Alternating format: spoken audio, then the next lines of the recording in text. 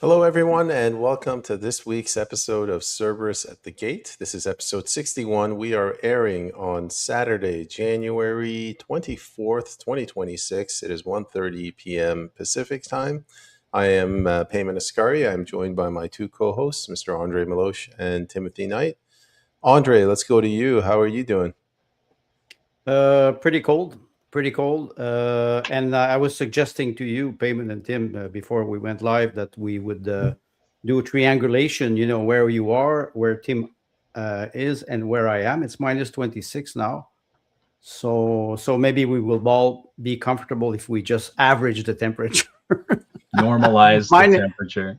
minus 34 tonight, but my wife is actually in Russia. It was minus 42 now in Yekaterinburg. So In Celsius. I was going to ask yes. André, do you want us to equalize the temperature? Do you want some of our Celsius? Please, so we'll not freeze to death. So you're minus 25 Celsius. I'm here near Vancouver at plus 5 Celsius. Yes, thank you, Tim. I will remember this. Yeah. So all right, Tim, you got to give at least 30 degrees to André. That's so how the equalization formula works. This is like when I was in grade 11. What when I was in about grade you, 11, Payman? the teacher wanted us to grade on the D curve. And I ended up giving 2 points of my total to the teacher. And the teacher gave one of those 2 points to the two stupidest kids in class. And we called that normalization. And that was in 1985. I call this socialism. It is. Did the teacher also refer to those two as the two stupidest kids? No, I did. It was our biology class. So it would be 1984, 1985. And the teacher, just before our final exams, brought up a number of students one at a time and said, listen, your grade is very high and, congratulations and stuff. But we have some students that are struggling. And we are grading on a curve, grading on the D curve, I think they called it at the time. So basically, we're talking about this all in the very early stages of political correctness and what's the word? I can't remember the other words now. Affirmative action, but Canada version. So she said, you're finishing the year with a 91 in biology. Would you mind giving a couple of points to, some poor student that didn't bother to do any work this year so we could lift up my average? She didn't say that, but that's what she meant. So I'm like, I said, so what do you think? She said, well, if you write a 91 on your final but you go in with an 89, you'll have 90, and then 90 is an A. And I thought, and I'm stupid, so yeah, sure, why not? So gave away 2 marks. What did I write on my final? An 89. So yeah, that was reading on the curve. So then so Andre's got negative 25 and I've got plus 5. So to bring you to negative 15, I have to give you 15, but I've only got 5. See, this only works if we use like Common Core math. Look on the left upper side of the screen. This young man is not saying nothing, but he's not because he's smart American now. Canada, it's under tariff. Donald Trump has decreed that no Celsius, no Fahrenheit will go north of the border until Greenland. I just wait, and I should give ICE a call so they kick Payman back to Canada. I always have to to try to translate in my mind from French to English, but now I understood. The more I do podcasts with English Canadian, the more I understand that in the rest of Canada, they're using the English system. And I have to translate all the time in my head because in Quebec, we use more the metric Celsius, the metric model, model. Yeah. So there, now's our little break to say thank you to everybody who's reposting the stream. What do we got? We got JT. Thank you. Perty. Good afternoon, JT. This is a DEI math. Common Core. Yeah, Common Core. Yeah. And Sundown 95. Thank you very much. Yeah. And I'd just like to ask if everybody, we got 17 viewers right now. Let's see how many hundreds, if not thousands, we can get. Yeah. But go ahead and please share the room. You took out. In the ticker tape, you took out the part about donating to our charity. Oh yeah, I took all the money for charity and I spent it at the bar. So I figured you guys would want to. Okay, so we need to do a poll and ask if people want us to start our own NGO because you're already in the States. So Yeah, how we could pursue left-wing causes. Yeah, there you go. get some sweet Yeah. money. Yeah. So, to get things started, this week we're going to be talking about a whole host of issues, but we'll start with this three main speeches that were given at the WEF. The first one was by Mark Carney, where he's signaling Canada is moving towards China, but he's also asking other European countries join Canada in this crusade against the U.S. Like he's calling us middle powers. The second speech was from Zelensky, which I think like he behaved like I behave with tech support when I'm dealing with the CRA and I lose my temper. But he lost his temper at Europe. He called them weak, and he lashed out at Orban. The third one is Trump. Everybody says he's crude. You know, he's not very diplomatic. He's not very good at speaking, but he's very methodical. Like he laid out everything that he wants to do in his plan. And we're actually going to start with Carney. And it's my understanding that Tim intentionally hasn't listened to the speech, but what he has to talk about does jump off of Carney's speech. So, Tim, why don't you take over? Yeah, sure. Yeah, I make a habit not to listen to Carney because I know who's writing his speeches for him, and that's the Bank of London, right? So the ultimately remembering that I took some notes early on. If we were to consider Trudeau the revolutionary, right, who in 2015 started out with his sunny ways and loading half of his cabinet with women because it's 2015, it had nothing to do with their qualifications. So even back then, he's pushing DEI into the system, just not yet using the language. So that when it does come into our bureaucracy and our education system, it's already too late because the ministerial branch is already operating like this for 5 years. So he acts as the revolutionary. And lo and behold, Poilievre screwed the pooch, lost his opportunity, and so he could not be chosen as the counter revolutionary because he'd lost his way. And so that means that they dropped Carney in. So Carney was successful coming in the exact same opposite way that Michael Ignatieff failed years before. Because Ignatieff is also a Canadian who came back from abroad, a money man who tried to weasel his way back into the Liberal Party. I think it was after Chrétien, and the Liberals said, "No, you can piss off. We got. You're not even from here. We don't care anymore." But Carney was successful, so he had support before he came in, and I believe that support was his term in 2008 to 2013 with the Bank of Canada under Harper. So he's already got the relationship, right? And then he's also the Bank of Canada governor during part of Trudeau's term, and then ends up over at the Bank of England, right? And that's all this is underneath the Bank of London. So all your conspiracy theories about where the real money's moving around and stuff, the elements where he is the emissary comes back to Canada as the counter-revolutionary, because he literally says, right, I'm going to do what Trudeau didn't. And that was his promise. I'm going to succeed where Trudeau failed. That was his promise. The promise of fiscal stability, et cetera, et cetera, et cetera, right? The promise of getting Trump to come to the table on equal terms, et cetera, et cetera. But we know now that all this was just bluster, but that was the proposition. So now he's acting as revolutionary. Right, so we've always discussed this the Marxist turnover, right? The dialectic process. The revolutionary becomes the counter-revolutionary, becomes et cetera, et cetera. Now he's acting as the revolutionary, and he's using Canada as his gambling piece. Right, so the king comes in and says, "You're done being a democracy. We're pushing you back to colonialism. You're going to be hewers of wood and drawers of water."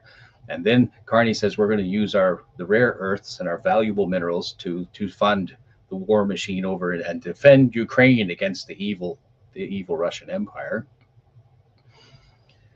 Meanwhile, America's saying, "You still haven't secured your borders. There's still more drugs running across here that we know what to do with. There's still people moving back and forth. You're still interfering with politics where you ought not do." And then Carney gives them the finger and says, "You can't be the bully. We'll be the bully." And everybody up here knows that's not humanly possible.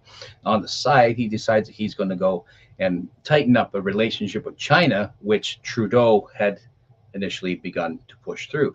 Trudeau says, "I like China's basic dictatorship." And Carney says, "I'm going to model China's basic dictatorship." And he hasn't come out straight and said that, but you're watching this happen because here's China saying, no, we don't care about carbon, we don't care about pollution, and we don't care about Thailand. But Canada's doing the reverse. So by keeping the Canadians on edge about carbon pricing and carbon footprints and who has access to Greenland or who doesn't, and whether Canada should stick its nose in it or not, Carney's busy stirring this pot. I think because we are on the verge of watching three superpowers become super states. So what I'm interested in, and I'm not including Russia in this yet because technically it already spans 2/3 of the northern hemisphere. It doesn't need anybody else. And even during the Soviet Empire, it did not need anybody else except those that had captured along its rim, right, along the outside of the edge. I think we have Canada at the center as the major resource piece to extend China's empire into the west, or to extend Europe's empire across the Atlantic, or to join the American empire. But either way, the resource that is Canada, geologically, is about to change. And I think China's vying for it. I think Carney is basically putting out feelers to say who of Europe or who of China will step up to the plate and firm a permanent geopolitical relationship. And he's doing that to buffer America. He's been told to buffer America by Europe. Europe is going to buffer Canada because America is going to buffer Canada because America does not need the Chinese 100-year plan on the largest undefended border on the planet. So America's interest is proactively military. You cannot have Chinese on my border. And then regarding Europe, the bluster and the noise is to produce trade relationships, whether they like it or not. He went to Greenland. Threw up all the bluster, threw his gamble on the table, and came away with more than he went with. Then he's winning. He's winning because Europe still thinks like the white man, right? It's true. China thinks like the yellow man. They're in the long game. They know what they're trying to do. So here is Carney playing revolutionary in the middle of these three major players. And the truth of the matter is, in my opinion, if we don't align with the states, we lose. If we align with the states, at least we'll be vassal and be treated like human beings. But if we align with Europe, we are drawers of water and hewers of wood. If we align with China, you can be absolutely guaranteed we slip into techno-communism because we're pretty much there already. I got a lot of stuff to say, but let's go, Andre, you first. Tim was mentioning the speech of Carney. Of course, I didn't watch it. I watched some small clip of it, and the reference to the New World Order, or the end of the New World Order, or the end of what they call the international order based on rule. I use the expression of Hillary Clinton when she was using this expression, meaning you want to be part of the game, you have to pay. You have to pay. So you want to be the negotiation table, you have to pay. So Trump made it very clear that this is Council of Peace, which is quite fascinating because he has his Secretary of Defense who renamed his title the Secretary of War, Pete Hegseth, and it's a schizophrenic. It's a schizophrenic theater. Carney, when he was referring to this, he was referring to middle power like Canada, and he was saying we have to stop this hegemony of a superpower. I'm sorry, it never ended. 1945, and we can even go back to 1918, the League of Nations, and then the creation of the United Nations. Those were institutions that were used as a weapon to control the global economy, first of all. And it worked up to a certain point when the Soviet Union was there. You had counterpower. Then when the Soviet Union collapsed, Russia completely disappeared from this triad, if I can use the expression, triad, Russia, China, and United States as superpower. Europe was supposed to take the relay of it being a super state with the European Union, but it didn't work because you have a lot of people who are corrupted. Think about where they go. They go to Davos in Switzerland with the World Economic Forum, and I'm writing something about the WEF and the whore. The WEF is the proxenet, the pimp. The whore is Switzerland. It's the place where you have the Bank of International Settlement. Tim mentioned the City of London. We can talk when thinking about the Federal Reserve. Canada is not. You cannot even count on Canada, and I can also include Russia, because Russia, the Federal Bank of Russia, is based on contemporary capitalism. And it is part of this structure. You have some countries that are not part of it. Venezuela, Iran, they're outside of this league. And you can maybe see behind that why they're trying to escape this pyramid of central bank. Carney was referring to something that will... Carney is a joker. He's the joker. He's the wild card. And he's dangerous as a wild card, but he's not very intelligent, in my opinion. He's a banker. Bankers are not intelligent. They're greedy, and they work for the elite, what they call the super elite. And he's trying to undermine the speech of Trump in a way. I will not even talk about Zelensky, because Zelensky was in Ukraine. He said, "I don't want to go to Davos, but because 600,000 people don't have electricity in Kiev, the Russian bomb all the infrastructure." The electric infrastructure in Ukraine. Oh, it is a war crime. They also forget that in 1999, NATO bombed Belgrade for 70 days, and they were bombing all the infrastructure of Serbia. And when they said you should not bomb the infrastructure of Serbia, the answer was, well, you just have to comply with NATO requirement and we will stop. Oh, that's good. It was working for Serbia, but it doesn't work for Ukraine. There's a war. Maybe they forgot about it. And that's why I think Trump went to Davos to say, okay, we have to do something. You see, he will take Greenland, but it's on paper. 50,000 people, a lot of resources, but you can arrive with some small pieces of land in Greenland, and you can say, okay, I will start to develop oil, gas, rare earth. But it will take a decade just to implement the infrastructure. So it's the first embryo of the collapse of international institutions, United Nations, UNESCO, the World Bank, the International Monetary Fund, the WHO. They're all collapsing because, first of all, United States is getting out of those institutions. I think that everybody's panicking at Davos with the World Economic Forum, and nobody pays attention to their speech anymore, except you have 6,000 whores now that are in prostitute that are in Davos, because they go there just for the fun. Nobody pays attention, and maybe this is where Carney is right. New World Order is here, but it's the end of globalism. And the end of globalism means what we call the international community, the Security Council, and I think Tim is right. Canada is a middle power, but it's not even a power. Let's forget about it. There's no Canadian armed forces anymore. They were completely decimated by Trudeau. And what we see now, but in natural resources, we are rich. So, of course, Tim is right.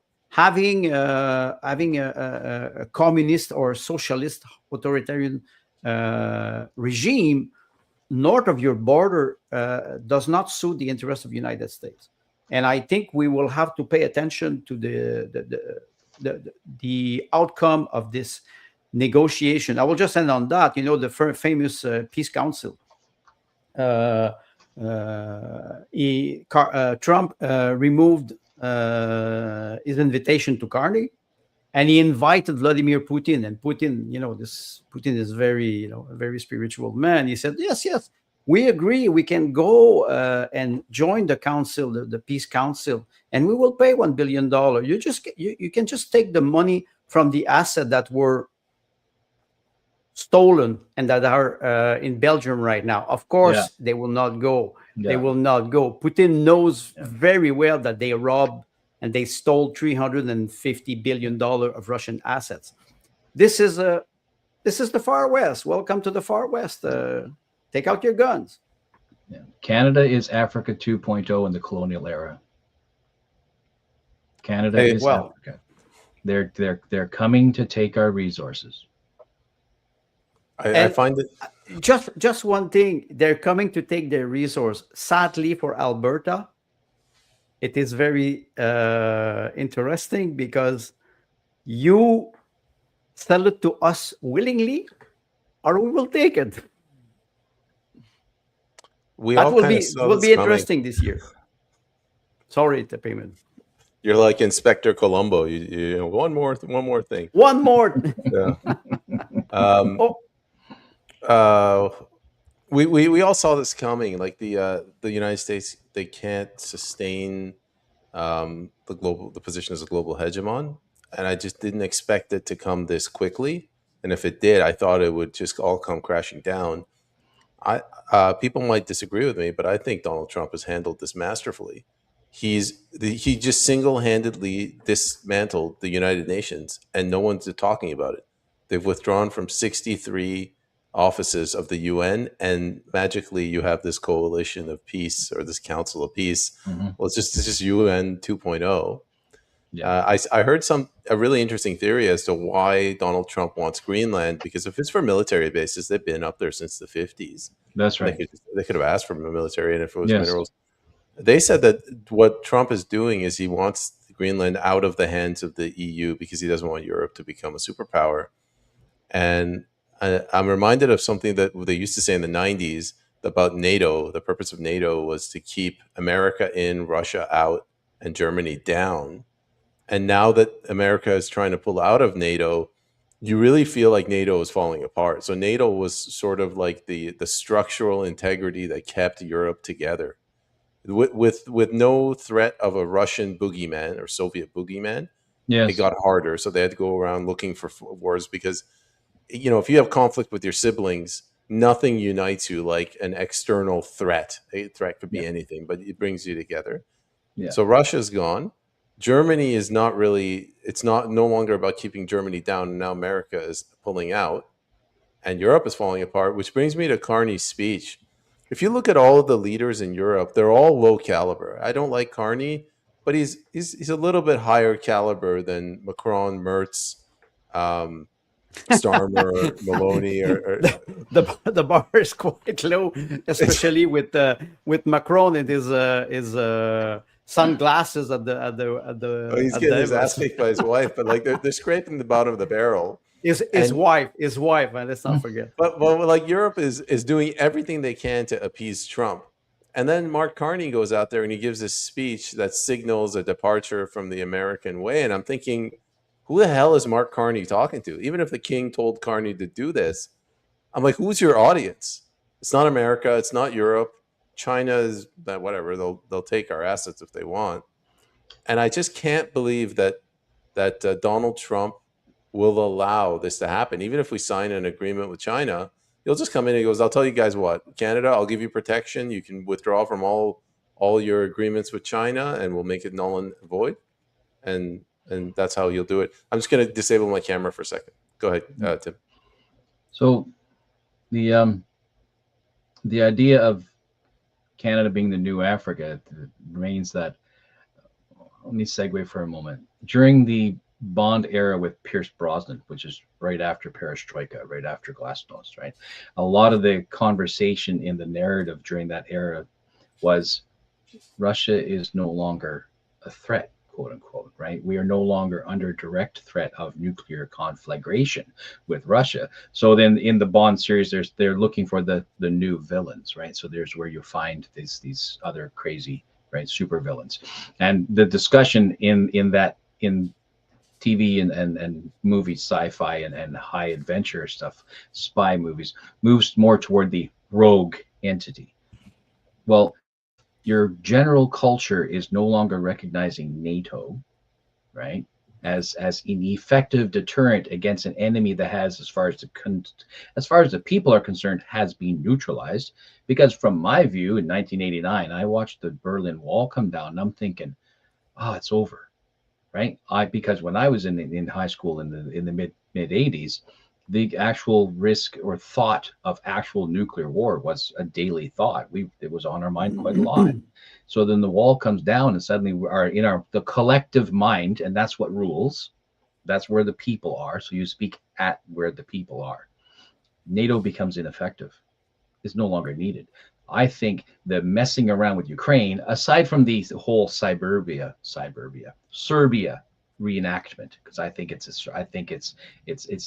a new version of Franz Ferdinand. It's a new version of the Habsburg trying to hang on to Austria-Hungary. It's a new version of that, which is half the reason why Germany is so eager to get their dirty fingers into it, right? So Russia is not really a military threat to the world in the specter that it was, during the Soviet era. The NATO is trying to retain relevance, and its effort to retain relevance is the UN using NATO to expand Europe's borders. That's what I think is happening. Like I said, Europe is making an attempt to become a superpower by expanding its borders via its dirty black hand over the last 30, 40, 60 years. It can't do it because Europe has no Napoleon. Europe will not unify without a Napoleon. It won't. So because there are no individual personalities of significant enough competence to unify Europe. So you have the crown telling Canada, you're going to supply the raw materials because we're going to try to make Europe a superpower. But we still don't have a single individual. When we talk about Russia, we say Putin. When we talk about America, we say Trump. When we talk about China, we say we need the Putin, right? When we talk about Canada, we don't say Canada, we say Carney, right? Because he is of significant enough cultural value to us. No, the liberals say Carney. Of course, we say Carnival. But in Europe, they have to identify individuals within their own theater, their own country. No single entity, no single person in Europe has that power. And so realistically, you have the what's it, Daniel's statue, right? Where the feet are made of mixed iron and clay. It can't withstand anything. Europe is bound to crumble unless it gets its new Africa. Europe's early colonial expansionism was largely due to its relationship with Africa. That's done. It's coming for Canada. It's trying to retain significance. It's trying to restore its colonial era economic strength, cultural strength. And it's not doing it successfully because they cannot unify. China is unified. America, despite what it looks like, is unified. Russia, despite its problems, is unified. And they're coming for Canada. And Carney is going to sell it to the highest bidder, except not Trump, but he's going to sell it to the highest bidder. Well, he's going to sell it to the highest bidder, and then Trump will take it back by force.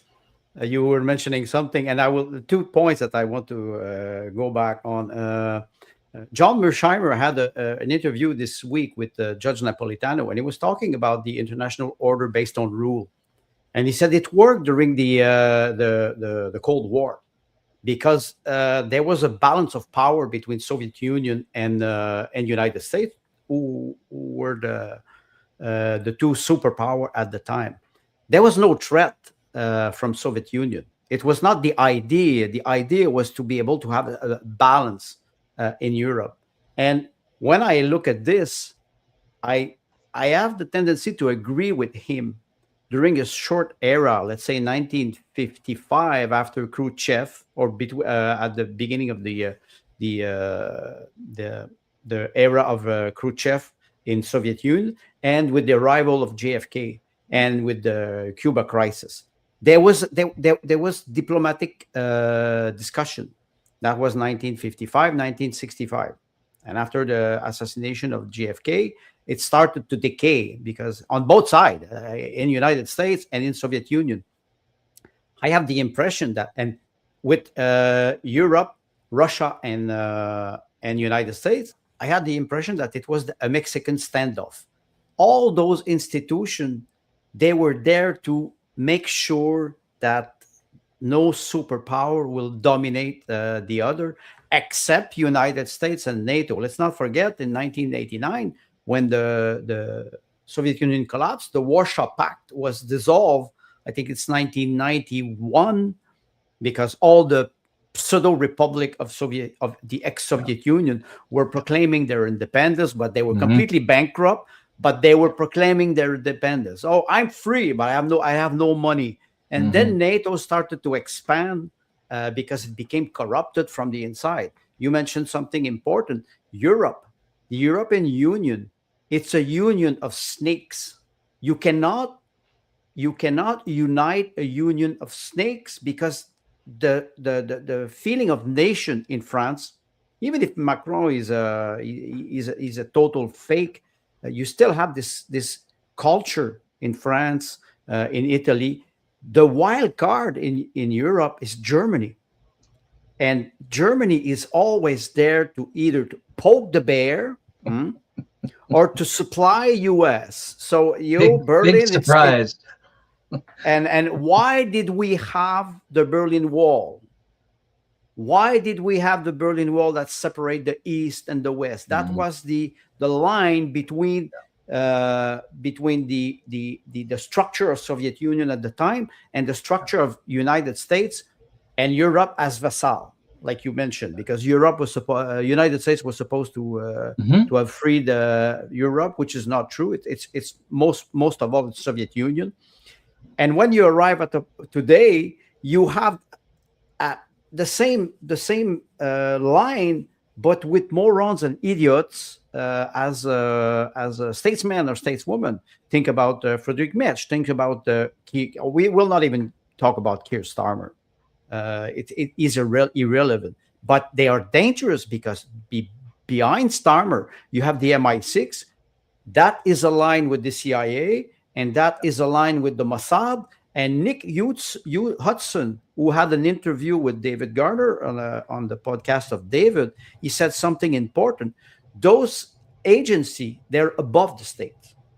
And they control some narrative, or they will badly advise Trump, or they will badly advise Netanyahu, which is not complicated.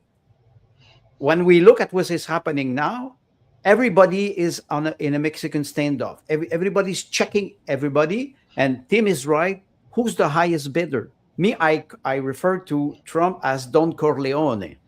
Yes. Tim mentioned Trump is a businessman from New York. Remember The Godfather. The Godfather. And what fascinates me is that The Godfather sent to Moscow 2 men, Jared Kushner and Stephen Witkoff. Kushner is a real estate, and Witkoff is the CEO of an hedge fund. You don't have nobody else to deal with, of course, because Trump is a businessman from New York.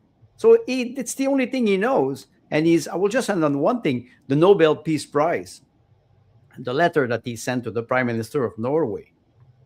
It's like, wait a second, I would be 14 years old and I would do this as a teenager.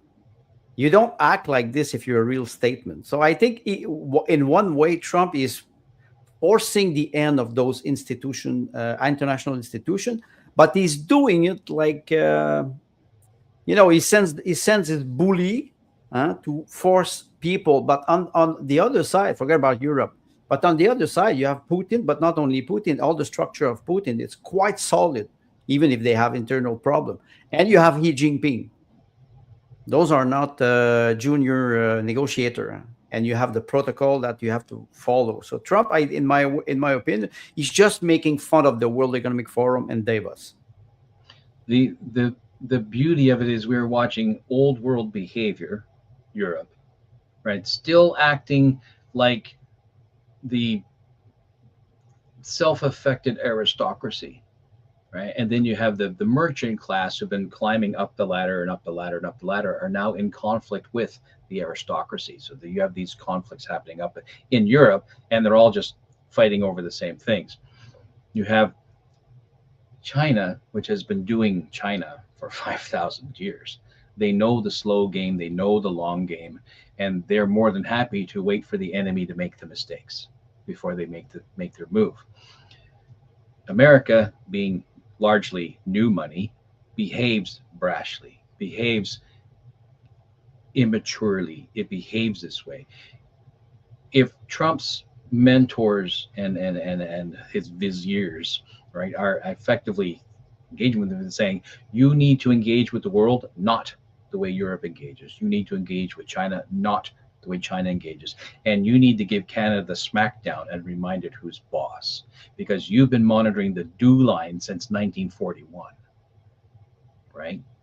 And remind Canada where its breadbasket is. And so I think Trump's bluster is the art of the deal. It is that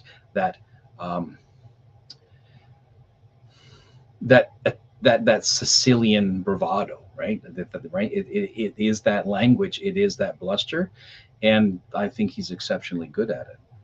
Right? Regardless of whether we think he's smart or uncouth or whatnot, the fact of the matter is that man in, well, let's say 6 years, but in 2 years, he's got Europe and Russia and China literally exposing their hand, because that's the job, right? I can't go into negotiations unable to uncover what you really want, right? So all these people, all these parties are coming to the table, and they're playing with entire continents in their hand.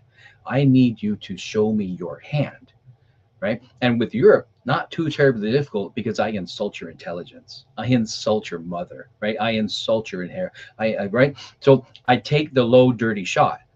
China's smart; they're not going to fall for that. So, but you have to wait for China. So then what you do is you watch China's relationships with other nations. What's China doing with Taiwan, right? What's China doing in the China Sea? What's China doing with Canada? Because that's my number one security threat, is the Canadian border. What are they doing? And then when they are doing, I don't have, as America, I don't have to react to China. I take proactive action to Canada, right? So I think he is very well aware of this, and he's not by himself. We have this terrible habit of thinking that the executive branch of a government is one person, and that's not really true. It's not, and it's not just his visible executive staff that we see standing in front of microphones on occasion or attending his juntas when he goes here or there. It's the thousands of people throughout the American structure, right, that are on favor and that support him. So he has good information. Will other agencies lie to him? On occasion. Does it last for long? Probably not. I mean, I'm not saying he's the resurgence of King Cyrus, come to free the Hebrews and send them home. What I'm saying is, I think he has a unique position, and that Carney's weakness is we know he favors a European relationship. China knows this too. But if you're going to bring in $5, $6, $7 billion worth of cars, I'll sell them to you, because that puts China on America's door, and that's what China wants. You guys want to? I want to go to the comments. There's a lot from the audience. So JP Berg says Tim's assessment was spot on, in my opinion. Tim, if you want to respond. Thanks. I know. Humble as always. Oh yes, as usual. Yeah. JT. He's from Nova Scotia. He understands. Remember, they even took out their own with DEI nonsense when they kicked Wendy Mesley to the curb for bad speak. Did anybody know who Wendy Mesley is? Yeah, Wendy. I had such a crush on Wendy Mesley. She was, I think it was CBC Marketplace. So she was of the early to mid 80s batch of a lot of educated, liberal, but not too liberal women that CBC, right? Yeah. She was good. She was good at it, and I was like mid-teens, so yeah, she was like super hot. Sorry, but in the 90s, she got kind of crazy, like a lot of the rest of them. So yeah. So eventually, but see, this is the truth though. DEI eventually eats their young, right? They cannibalize. It's The next Kronos. generation, right? The next generation cannibalizes the mother. This is the It's nature of Kronos. PEI. It's Kronos. One, yes, that's right. Yeah, From if Star Gaia Trek? is the religion, Kronos. So The Greek Titan, god Greek who hits Titan. Kronos is time. Titans.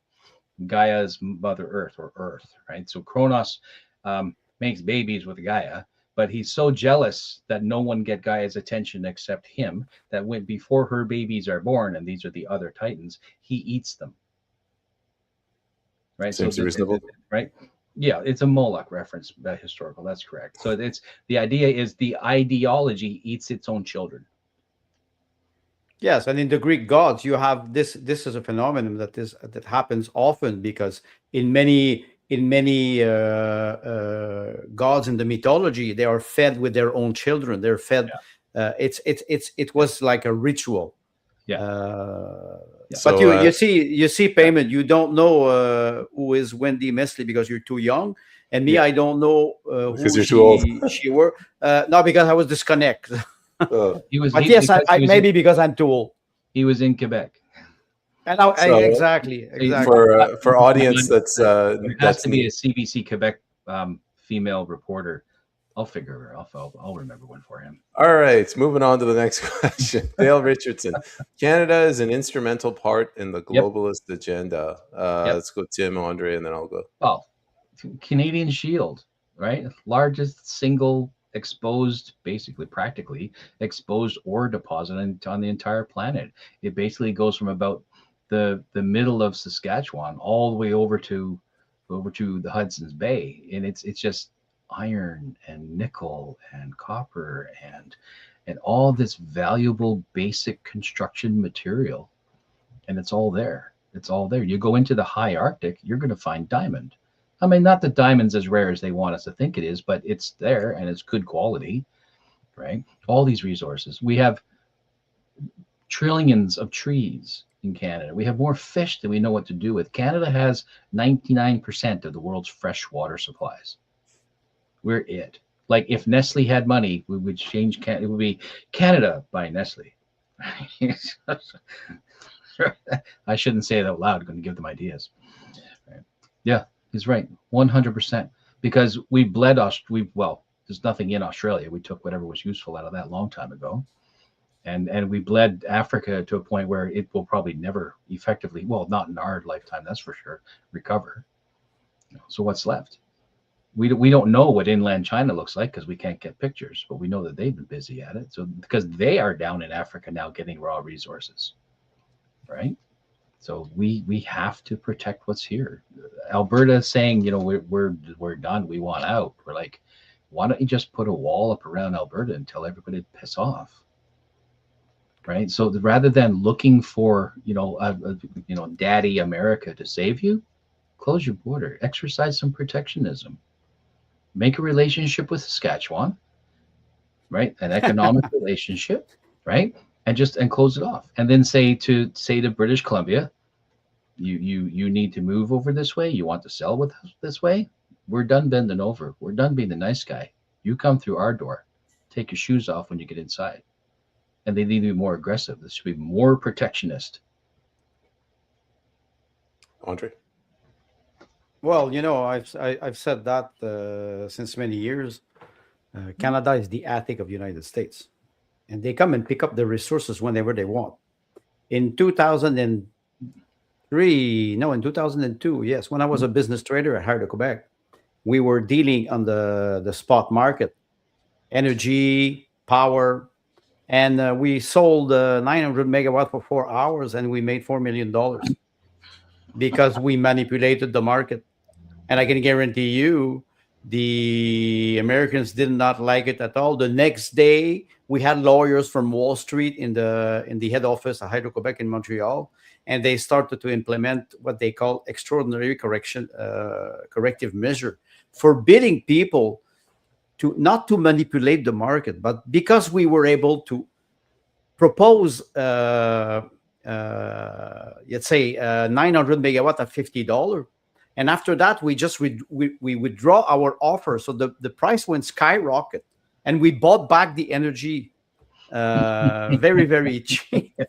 It was a bloodbath. They did not like it at all. So they said, "What the fuck? The rats in the attic are screwing us. They're eating Yeah. the grain and Yeah. everything. So we will punish them." We are the attic of the United States, whether we like it or not. Tim mentioned something: the water in Quebec.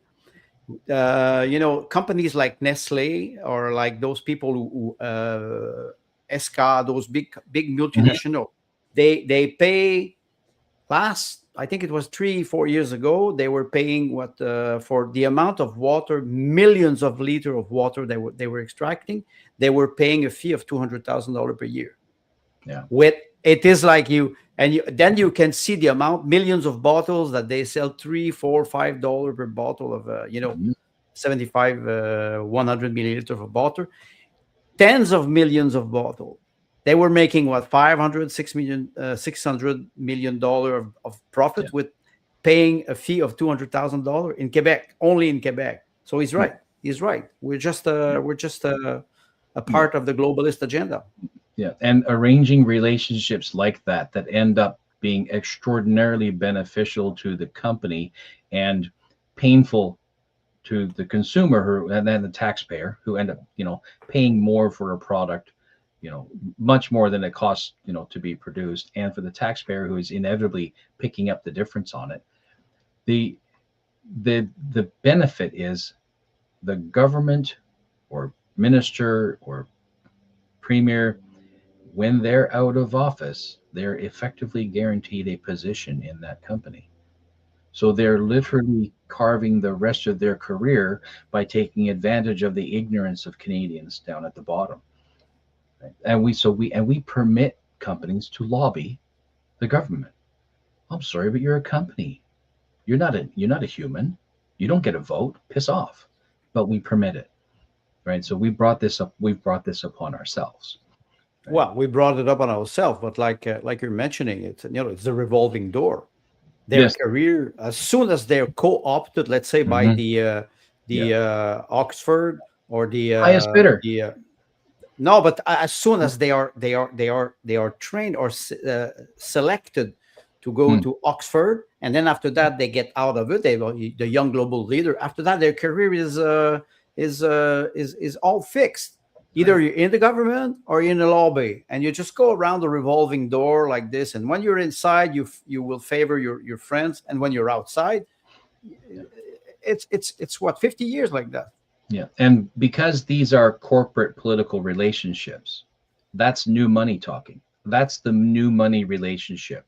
So if you wanted to look into the 3D, 4D chess or whatever that's being played, the aristocracy doesn't deal that way. The aristocracy owns land. The single most valuable thing on the planet is land, and the aristocracy owns land. So they don't have to get into the dirty day-to-day machinations. But corporations and politics, we see them now very firmly, openly, visibly in bed with each other, and that's new money talking. We, the citizen, have direct control over those relationships. We really do, but we don't exercise it. Did an interview with Susan Stanfield, and she said, I don't understand why they haven't taken over Canada yet. So I agree with you, Dale. I don't know what's taking so long. JT says, Tim, 100% alignment with the U.S. seems inevitable to me. I'll just quickly say it. It's clear as day to me. I don't know what Mark Carney is thinking. It's like if I'm in prison and I'm the smallest, prettiest guy there, and I pick a fight with the big black guy, that's not going to end well for me. That's Canada. Yeah. The alignment is a good word, because I don't think America wants Canada to fly its 51st star.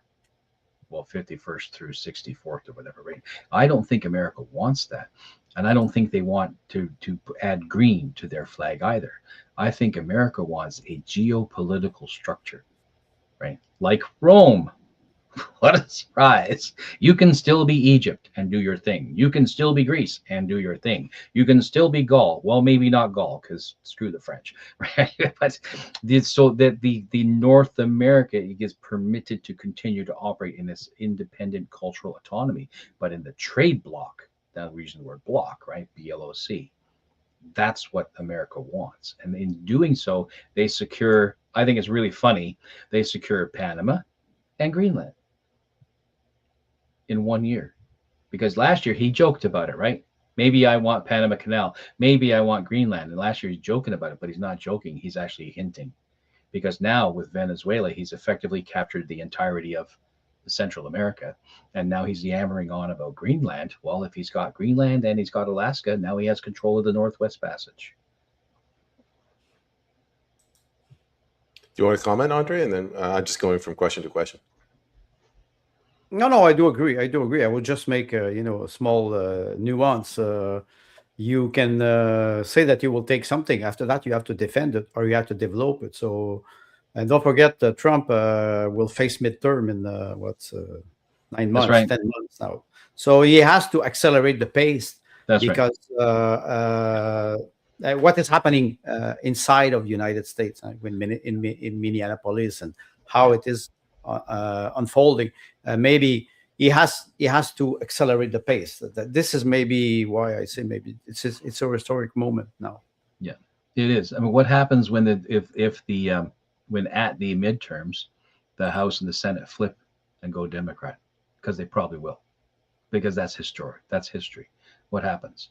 So he has to have certain things in place before the current legislative support vaporizes. He has to move fast. China knows this. Europe doesn't. I was going to quickly go through some of these comments. JT says, if we're Africa, why am I so cold, Tim? Because we're using Celsius. Cheeky. Sue, good evening, gents. Hello, Sue. How's it going? JT, his wife, indeed. That's Macron. Yeah. And then Sue Kellen Dyer. Carney's speech was reviewed and has been established as a Macron knockoff, including lexicon. I don't know what speech he's referencing. Tim, you didn't even listen to the speech. Do you want to comment? I didn't, but I can stab at what she's suggesting is that the Carney's speechwriters took Macron's speech and just put it into English. I didn't listen. Nobody listened to Macron's speech. It's hard for Macron to talk with his mouth is full. Andre, did you listen to Macron's speech? Or? No, but I think I know what she's referring to. Macron knockoff, meaning one of the most aggressive leader in Europe is Friedrich Merz and Emmanuel Macron, who wants to put boots on the ground in Ukraine, and is in danger even in France. His regime, it's not even a government. Its regime is collapsing. So I think Carney is maybe saying, not quite directly or specifically, but I think Macron, calm down, or I will call Brigitte.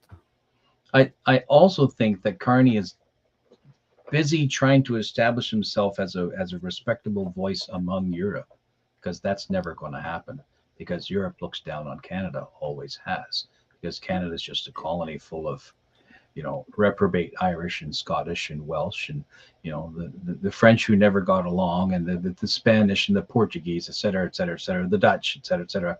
And these were all the reprobates of Europe who didn't have the balls to stay behind. And so Europe looks down on Canada in that fashion. Carney's fighting for relevance. Don't forget one thing. Macron will leave office in 2027. And he's aiming at the job as Ursula von der Leyen as the great Europe. And I think maybe Carney is a competitor in competition with him. These guys, like it's like a bartender in a bar hoping to get a bartending position in a slightly better bar. They're not statesmen. At all. There's no statesman. Not statesmen. There's no statesman. I would hazard to get that we have two actual, barring Africa, barring a lot of Southeast Asia, because they still exist there. But of the major superpowers, Winnie the Pooh is probably the best we've got as far as statesmen are concerned, because he knows when to keep his fool mouth shut. Right? So fair enough. No. We got a comment from Sue again. Tim, the EU, China, and USA expansionism. You are right on the failure of the European Union and Canada's resources and tax dollars will be extracted for life support. Yeah. I honestly think EU is going to get sodomized at the end of this. I don't think they're going to get a single dollar from Canada. I think it's all going to go to the US. But what do you guys think, Tim? I think the European Union is going to be dismantled. I think the EC, etc., will be dismantled, and why? Because they don't have a Napoleon, and because mainland Europe will reject a UK acting as leader over UN. So whoever Starmer's inheritor is, Britain desperately wanting to get back into the EU, but they want to get back in as prima donna, and Europe's like, no, not happening, because we're better than you dirty Brits. So they have their own internal family struggles. So I think Britain wants to lead the European Union, which means they're always going to be in some sort of sibling rivalry with France and Germany, right? So the EU will fail sooner or later. EC will be done sooner or later. It will go back to being fractionated, and Britain and France and Germany will go back to their pre-World War I antics. Andre? So, well, the Council of Peace proposed by Donald Trump shows that he wants to replace the international institution, and Europe, the European Union, will just completely dissolve in new or old nation like France, Italy, Germany, the big player, and they will be they will try to seduce them. They will try to seduce them to attract them into another structure. Well, they will not. The countries stays like this, but you will see new alliance between countries, and it will not be the European Union, which, in my opinion, will collapse this year. Yeah, history is in the process of repeating itself, in the sense that the League of Nations was the phoenix re-rose as the United Nations.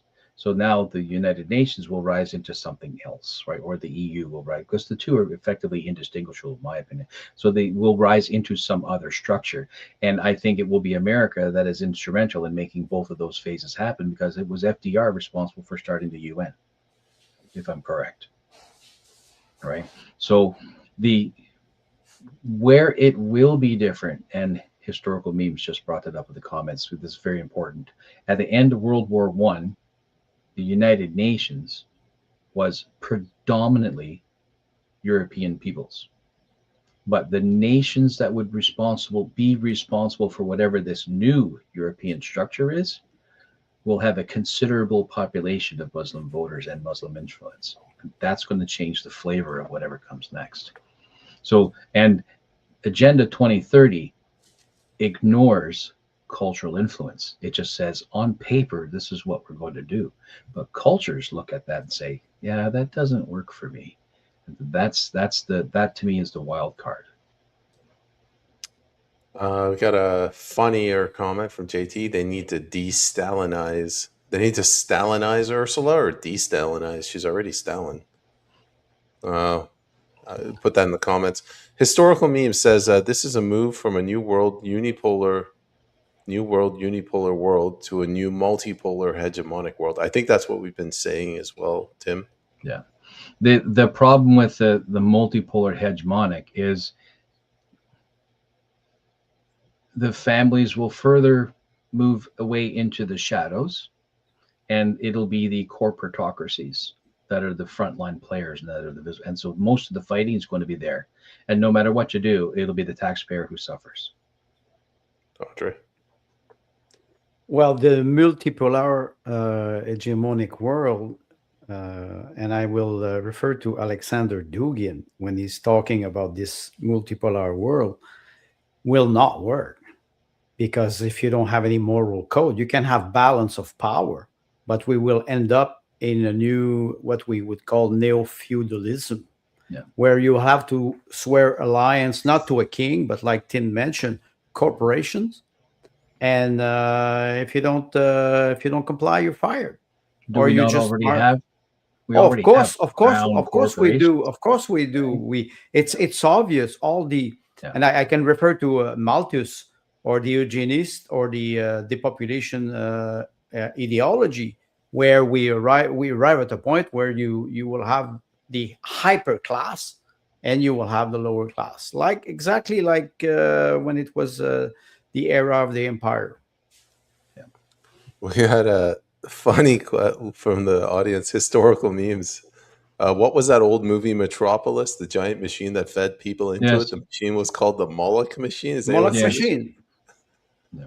Moloch machine. Metropolis and Moloch is the we were referring to Kronos, but Moloch is also it's also a ritual where the structure eats its own children.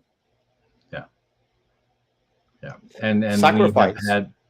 we have had, while ancient cultures were literally sacrificing children onto idols in the hopes of good crops and good seasons and business success, et cetera, et cetera, et cetera, we do that today using such tools as abortion, Planned Parenthood, divorce, right? So these ideologies that that are intended to extend the individual's leisure, right? And so we already have new versions of these structures, these ancient ritual things today. Why? Yes, you're right. It's a new version, but also it's psychological control, and it is not new. It is not new. No. It's just a new code. It's a new version. Right? It's not a truck this year. It's a car, right? And next year it'll be a bus, and the year after that it'll be a scooter. But it's still transportation. So when we see movies like Logan's Run, right? When they turn 30, they have a ritual suicide, and the people are told that they are reborn into the new generation. So you have, and Brave New World deals with the other end, where all babies are basically created in artificial wombs. So what does that do? It extracts the human extracts them from engaging in new life and extracts them from engaging in death. So that everything in Logan's Run anyway is entirely focused on self-aggrandizement, right? In Brave New World, they're hyper fixated on the leisures of life. So these authors are saying these are natural human tendencies, and we see this happening today. So it's just a matter of legislating it, right? So the ritual communal suicide, that's legislated, and after a while it becomes cultural, and it's adopted, and it's even celebrated. Do you want to respond, Andre, before we move on? No. I think Tim is right, and I always refer to the book of Robert Graves, the Greek myth, and this is an old behavior that always comes back. I would say recycling old ideology like Malthusianism, Eugenism, ritual sacrifice, the destruction of the structure of family, the idea of freedom. You go and read Robert Graves, and every time I'm finishing the second book, and I ask myself, those rituals, they never disappeared. They just change forms, and their super elite is we call them evil or Satanist, or they always we can refer to the pedophilia, for example, or gender ideology. This is contemporary ritual sacrifice. It's not new, but you have to understand how they change form through time. Andre, I'm going to have to insist that a moratorium on mentioning Robert Graves. You're forbidden until you read I, Claudius. If you haven't read the book, don't mention his name. I started no to excuses, read, but no excuses. I read 4 books at the same time, so sometimes I don't want any of your excuses, all right? Read the book, and then you can talk about Robert Graves. Reads 4 books at the same time, so you can't tell if he's a Calvinist or a Leninist or a Baptist or you read 4 books, one of them can't be I, Claudius? You were referring to the revolutionary, the counter-revolutionary, yes. And you were referring to Trudeau, yes, Carney, yes. And I said Trudeau is Lenin. Oh no, yes. Trudeau is Trotsky. No, see, Trudeau's not Carney. smart enough. Trotsky was No, a I'm brilliant not talking man. about the intelligence. I'm Oh, talking you're just about saying like the positioning evil in the part, the right. evil part, and Yeah. the process. Yeah. Trudeau is Trotsky. Carney is Yes. Lenin, Yeah. and Carney is also Stalin because he has a double personality, counter-revolutionary and So it's revolutionary. suggesting that he's Lenin to the Well, the global at agenda. his strat, right? But Stalin to his own people. Stalin to his own people, but the idea was to promote socialism that would bring communism, and maybe that's why there's an alliance between Xi Jinping now and Carney. I want to move on to the next topic, but before we do, we're Okay. drifting. Historical memes. Thank you for the kind comment. You guys are awesome. I will be tuning in. All very well said. Your check is in the mail. Thanks. The next topic. So there's three speeches at the World Economic Forum. The third one was Zelensky. He was very frustrated. Who? Yeah. So Zelensky, you know who. This isn't Pierre Poilievre. You know exactly who. The guy who's so self-important, his name ends in two Y's. Oh, does it? So Zelensky was visibly upset because he didn't want to go and he wanted a security agreement. But I look at what's happened in Ukraine. It's a proxy war. We're at the point where we haven't funded the slaughter of people, Canadians. We've funded a genocide, a potential genocide. And now the West is seemingly just getting ready to walk away. And I almost feel sorry for this guy. He's like, hold on a minute. You used me. And, because he could have gotten a peace deal with Boris Johnson back in 2022. Yeah. And he was promised to not do that, keep fighting. The West is going to support him. Yeah. And the whole thing is falling apart. Russia's just mocking him. He's like, yeah, just take $1 billion out of the $300 billion you stole from me. Yes. Yeah. Tim, why don't you go ahead? I got to turn my camera off again. Yeah. He's this. So everybody threw a party for the spoiled rich kid. Right. And now he's mad that he didn't get the gifts that he wanted, or he's mad that the gifts that he wanted isn't an endless tap. Right. He wants to continue to have all these toys. It doesn't matter to him that he's managed to kill more than 1.5 million of his own people. That doesn't matter to him. It doesn't matter that he's beholden his entire population to secret operations managed by any number of other countries who are busy using the Ukrainian territory and the Ukrainian people for their own purposes. Look at Vietnam and how many other countries are up to nefarious deeds inside Vietnam, knowing that they could get away with it because war. Right? So the war provides an extraordinary cover for all kinds of other operations. Right? So, and now he's mad that it looks like the well is going to run dry. I think the solution for him would to become a martyr. That's his best out. Well, they might assassinate him. They might actually execute the guy. If he can't deliver money, that's his only purpose. Right. So then the question is, can they effectively make it look like a Russian assassination? And even if they did, do you think anyone cares? It is not important. It will always be the Russian responsibility, no matter what happened. Zelensky is a golem. You know what is the golem? Zelensky is a golem. The golem is this monster or this man made of clay that execute everything in Judaism. And Zelensky is Jewish, first of all, and is a golem. Is executing something that he does not that he does not understand. It is Igor Kolomovsky who created him because he's a lousy actor. But he was they started the TV series in Ukraine. I think it was in 2013-14, just after the Maidan, and the title is "The Servant of the People." And Zelensky in the movie becomes president of Ukraine. So after that, Kolomovsky, they were able to remove Poroshenko after the coup in the Maidan, and this is where Zelensky arrived in 2019 in the presidential election. He was elected, and he said, "We will make peace. We will make Ukraine progress."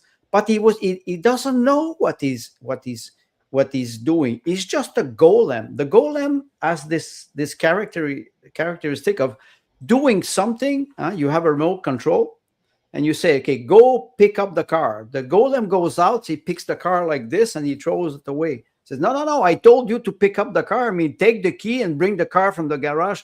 The golem doesn't think. And Zelensky is completely overwhelmed by the event. He doesn't know what is happening. In Kiev, like I mentioned earlier, now the power outage is everywhere. And even Klitschko, the mayor of Kiev, says, okay, he said to the citizens of Kiev, he said, you have to go to the country. We cannot supply energy anymore. And Zelensky said, I will not go to Davos because I have to take care of my people. There's an emergency in Kiev. And after that, Trump whistled and the puppet arrives. So he's just reacting. He does not understand what is happening anymore, and no, he will not be executed by Russia. It will be his own people inside of Ukraine, and it is rising now. Not only the population, but all the power. Look like what happened last week with Yulia Tymoshenko. The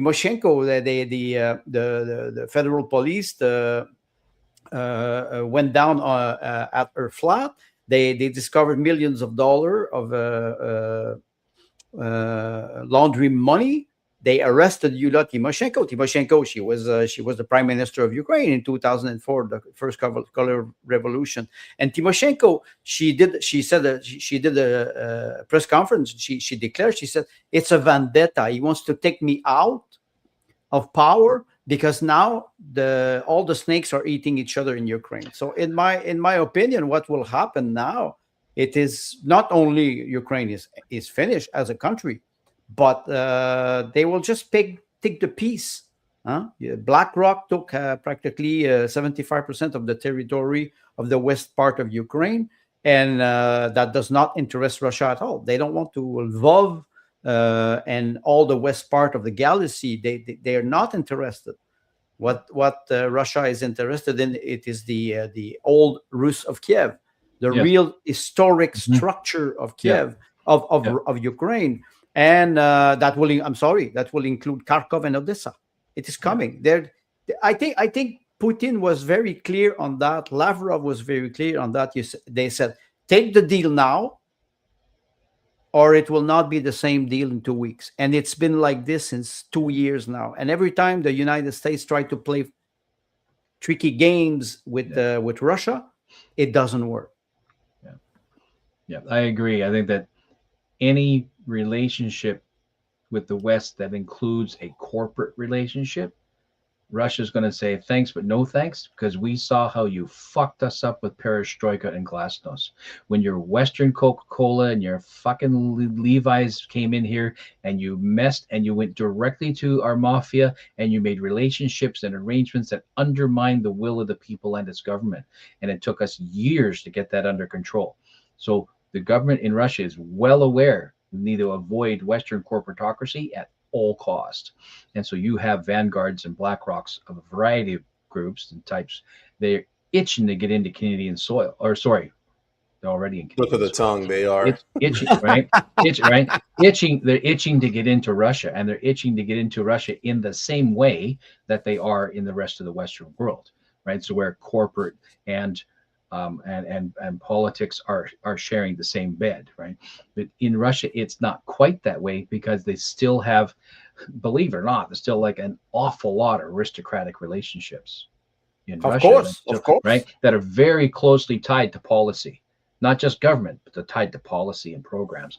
And Russia, this is the Rus, that's the Rus, it's the old families, right? And so that's the only way that the Ukraine gets out of this without any scarring is if it recognizes that and allows some of this, the East in particular, right, toward the Crimea, right, right east of Kiev, etc., and allows them to physically, geopolitically reunite.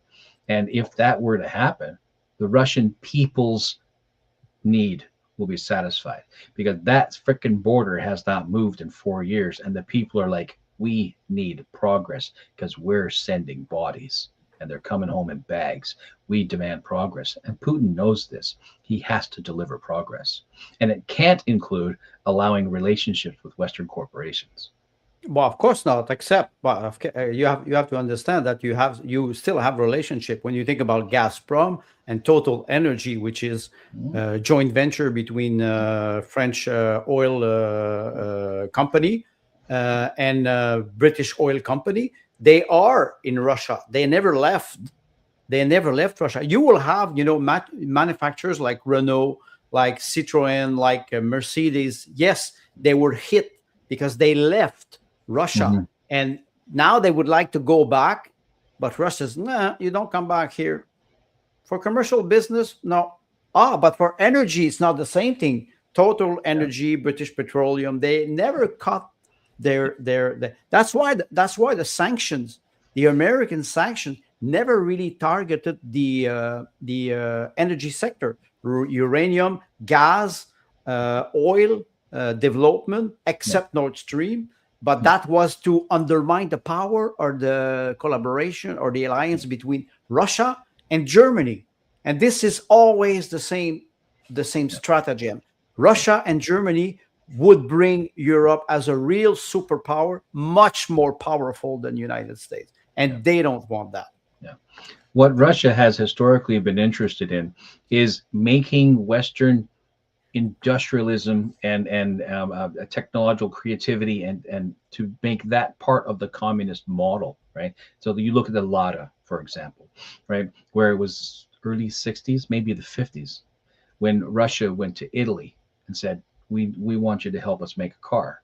And it very, very successful in the early years because the Lada was still in manufacture in Russia for a very, very long time. So Italian engineers Lada and is still is still right, manufactured right, in Russia. right. And so the Italians went up and Russia said, you can come here and we'll give you a piece of the pie for manufacturing for our own people. We need the people's car. It was Volkswagen, but it was a lot of type of idea. He said, but you have to give us the knowledge transfer.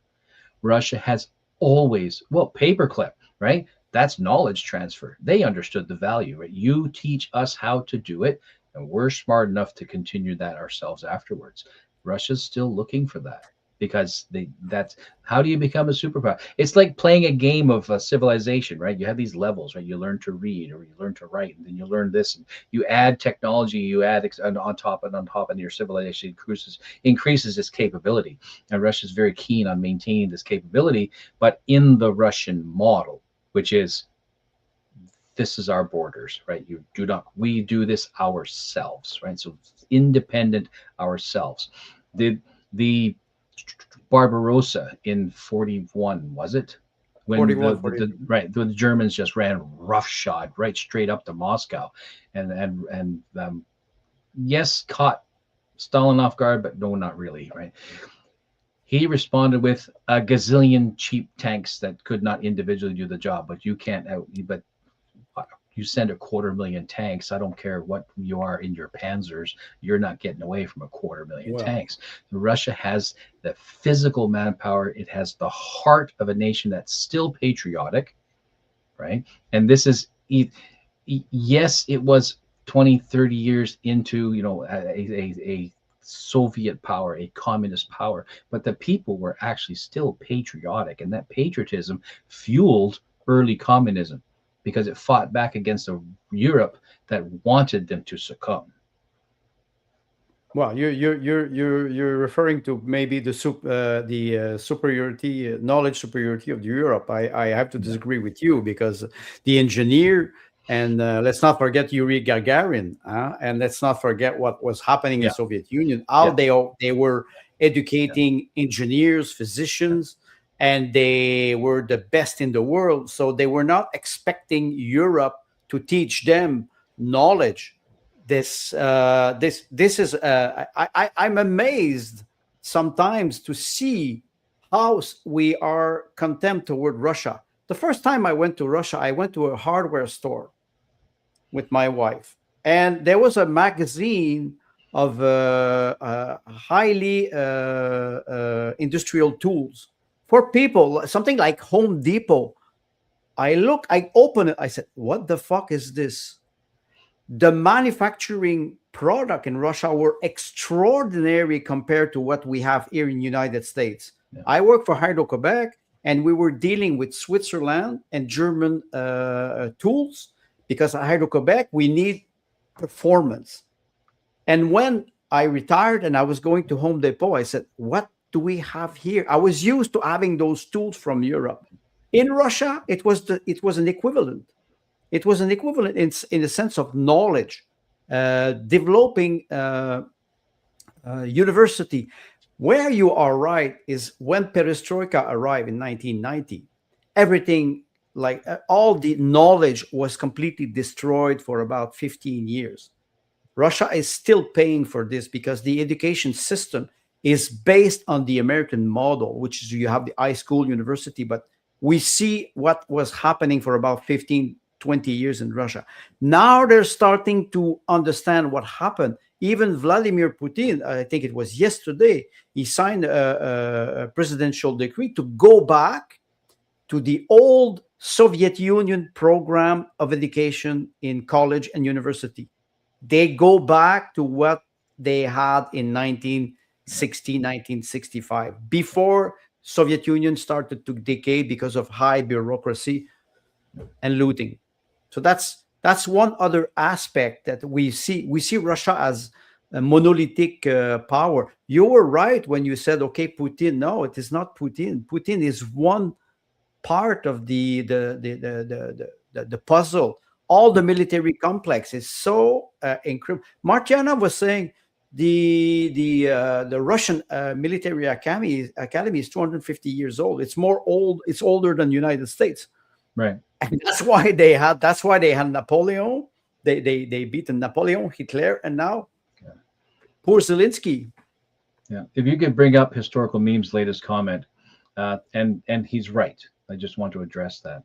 Just yeah, and he's right, because Trotsky had instilled that he whipped the military into shape when he came in early, when they revamped the Red Army. And he's right. They had a policy where, you know, deserters were shot, and that for sure will assist to make sure that your, you know, million-man strong army keeps facing that way. And I appreciate that. And I'm not gushing on Russia, except it sounds like I'm gushing on Russia, but that the key elements of in this, and I'm not equating Russia with the Soviet in this particular sense, but you're still dealing with a culture that has that shared experience, right? That's their grandfathers, right? That's their great grandfathers. This is what they went through. And so this gets carried on into the culture. But what I see is Europe, despite being 20 different disparate cultures and countries that still can't manage to get along and create one single unified, you know, subcontinent, they're pissed, and they're still kicking at Russia, right? They're still kicking at Russia. But when we recently went in to deal with the Taliban in Afghanistan, that's the third time we went in, not including, right, the times that Russia has gone in and poked its nose, right? How many times has Russia? So the West is still bristling to push and bring Russia under its heel. Right? So when I see the 2014's word, is it 9 years since the overthrow? No, sorry. 2014. 12 years. 12. No, 12 years. 12 years. 12 years since NATO willfully, with a political coup, NATO, not a government. Of course it is NATO. Of course it is NATO. Right. 20 willfully flipped over the Ukrainian government, legitimate government, and installed Zelensky and his little finger puppets. And this is the outcome. So I find myself sympathetic to the Russian cause. And even if you separate the fact that, you know, the Russian people, you separate the humanness out of, and I just look at it from a business perspective or, you know, political perspective, or I strip the humanity out of it.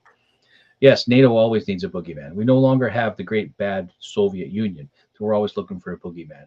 And it's easy to take my generation, and point my finger back at Russia, because it was Russia that I was scared of when I was a teenager, waiting for the nuclear war to start. So it's not too easy to mess with your average human normie's mind and to turn them into this direction. So an earlier thought was, why is this deflection from, Slava Ukraine now to Slava Greenland, right? Well, it's, and I don't even know what's the Dutch word for Slava. I don't know. Tulips. Slava, it Plant is your free. plant Free. plant your tulips on my green land, right? The Greenland is, again, it's a distraction. The Ukraine became more than a distraction because Putin said, "Screw you," right? Screw you. You want to Well, push? I'll take. And he took initiative, and that kind of got people by surprise.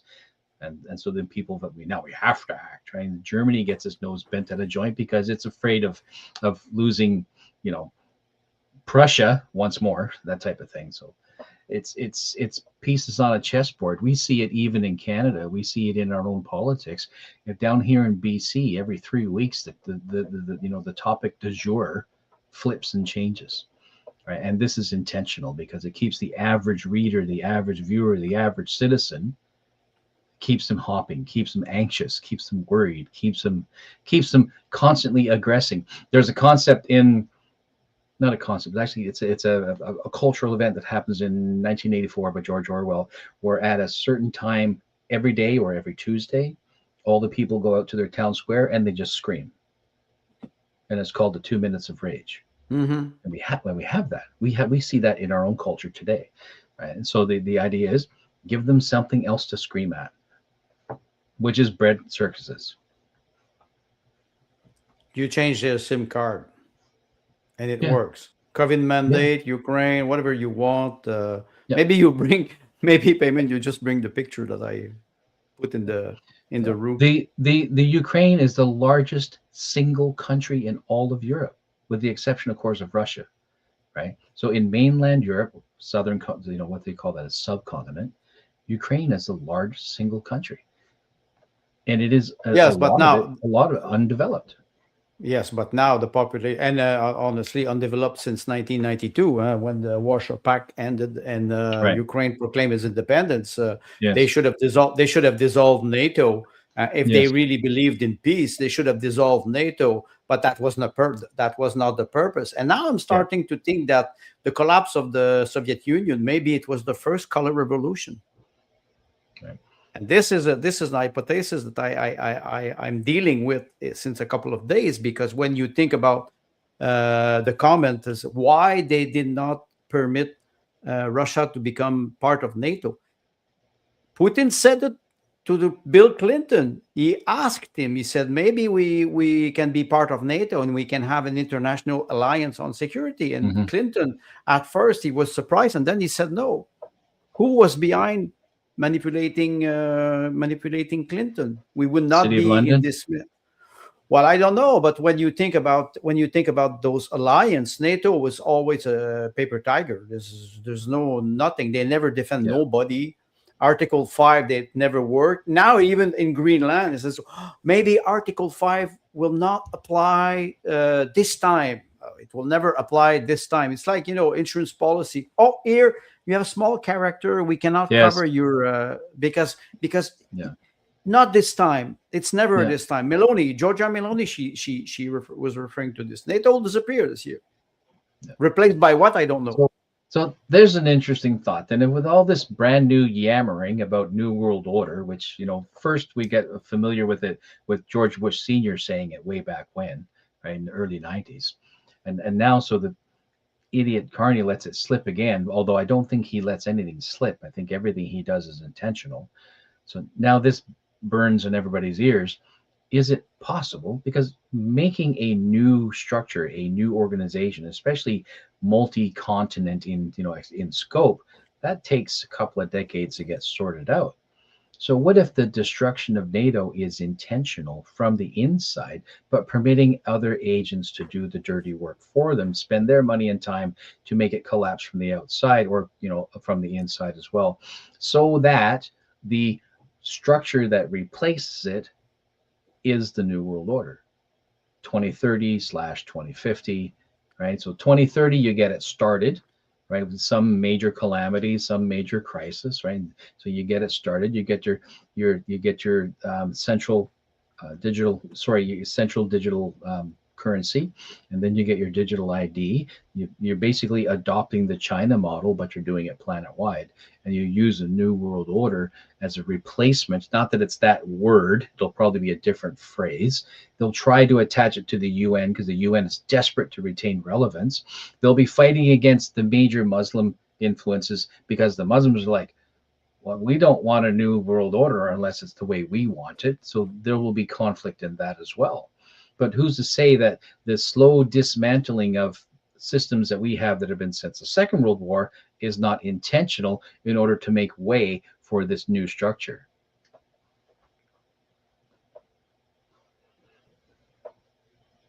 Peyman?